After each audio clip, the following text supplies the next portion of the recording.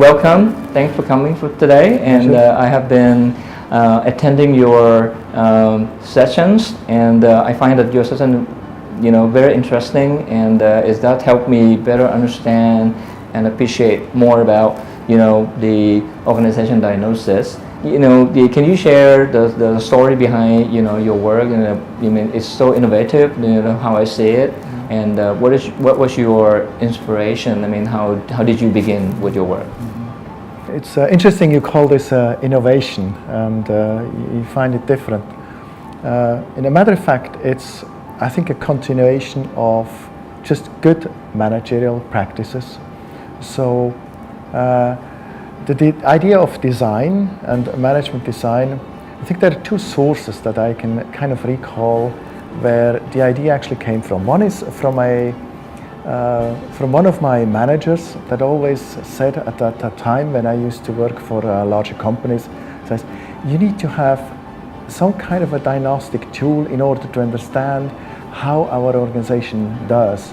He actually says, as managers, we always have some kind of a twisted bias towards our own organization. So why don't we have some tool that helps us to get much more better data to understand how well we are doing here?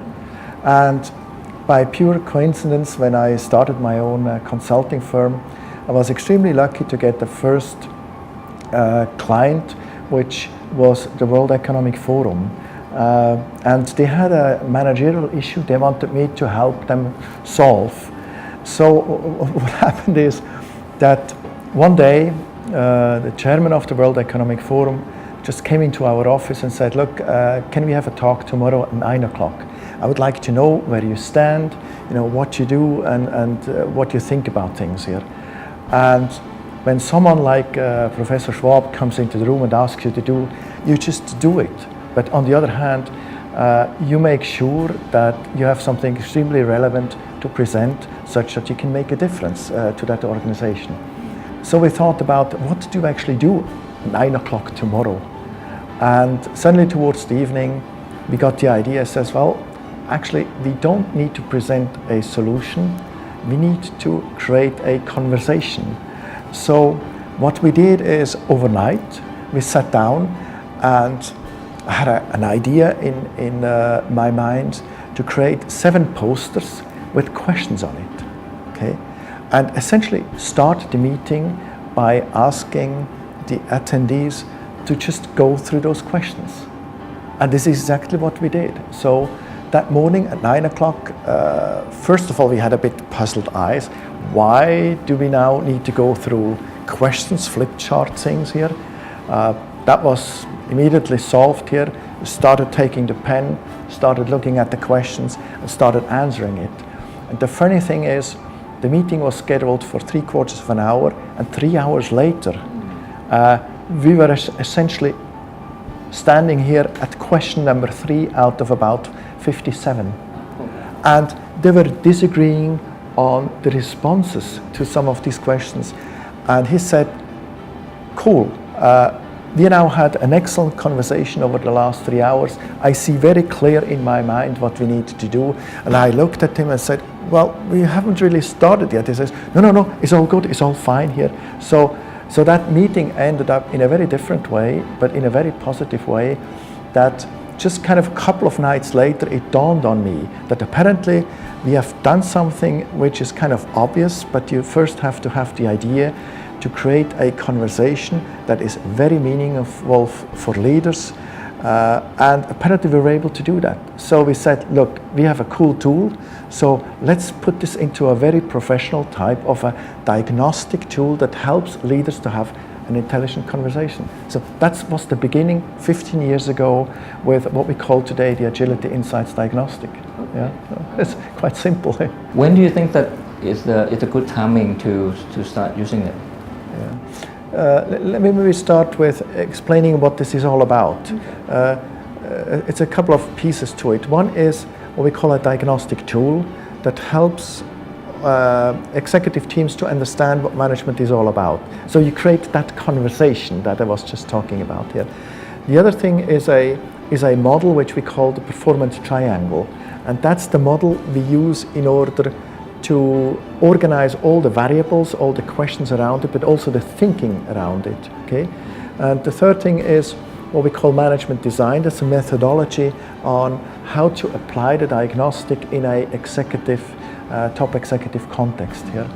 So there are many situations where our clients have used this in the past.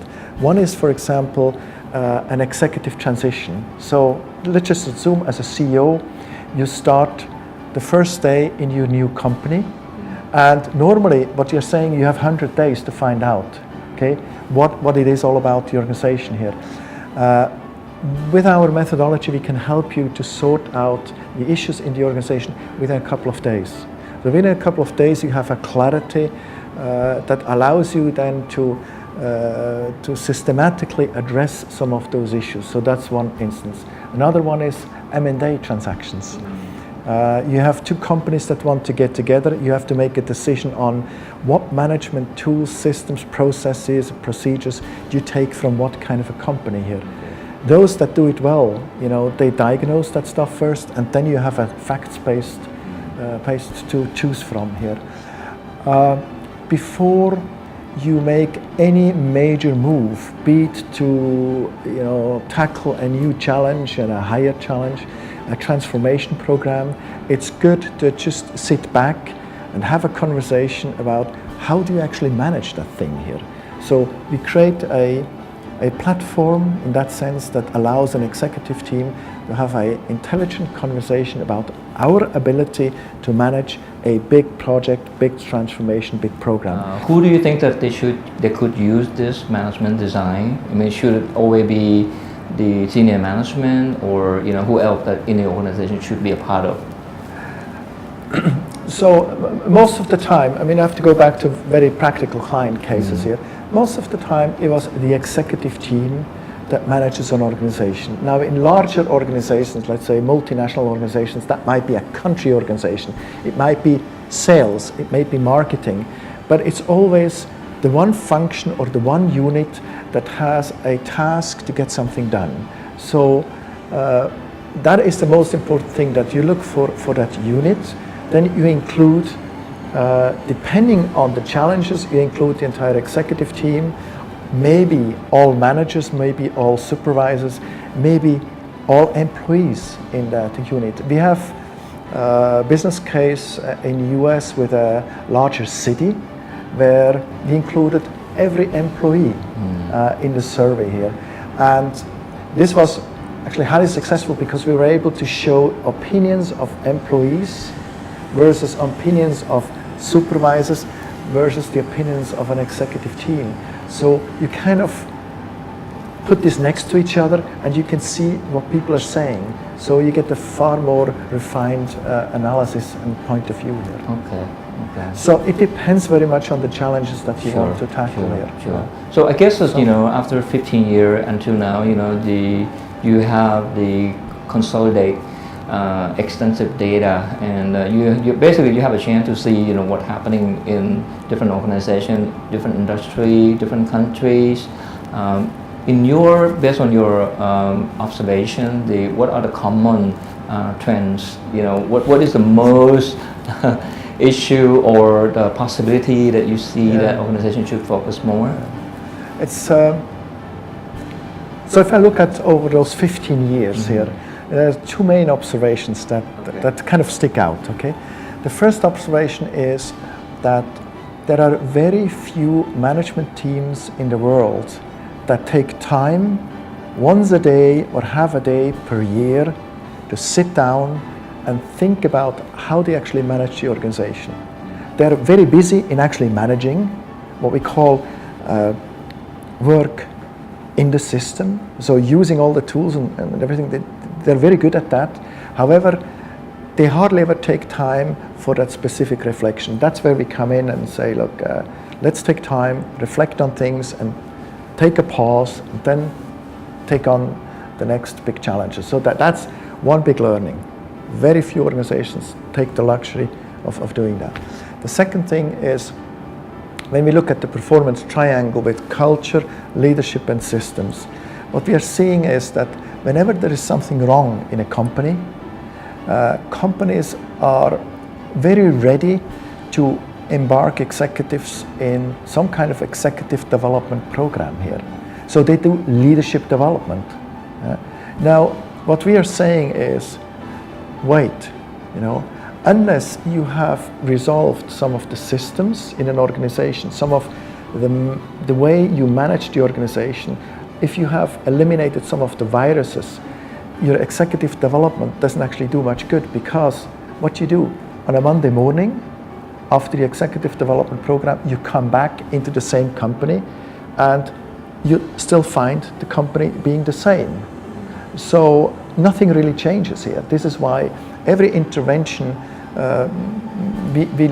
successful interventions we look at, they always start by building the system first, thinking about management and how to do it, and then do some intelligent executive education along that. That's much more successful. Okay. So that sounds a lot like the organization development and plus very management. Much so. Yeah. It's just reality in companies is sometimes very different here. Okay. And the amount of investments going into leadership development is 100,000 times the time, the effort that is being spent on building good management systems. Okay. So my last question now for today is that do you have some examples, some of your client feedback that what did they say about your management design? What impact, your work have on them? So another example is that I can think of right now is a food company that produces specialty food. It's a SME type firm that was very successful in the past 25 years, managed by its founder and owner and inventor of the specialty foods that they're producing here. And the challenge we were asked to help them with is to transition from what's called, owner-dominated or inventor-dominated management style to putting in a management team that will actually successfully manage that company in the future here. So we used our diagnostic tool to help them understand what kind of tools, routines, processes you actually need in order to successfully manage a firm. So we helped them to make that transition from the dominant owner to a productive executive team in a much faster way. So within 2-3 months, they were extremely productive. We had built all the infrastructure around it here. And even today, 2-3 years after, we have helped them with the intervention. They are growing amazingly here. So those are 2 examples of how we actually use the methodology, not just to design management, but to solve real business problems here. Okay. So I think that I'm going to wrap up here, and Lucas Michael, definitely he is the author of the management design, and as you heard from him already that as long as you believe that you are the chain leader, chain manager, you can always use this management design to help improve organization. Thank you. Thank you. ผมโอเคไหมครับผมสุดยอดเลย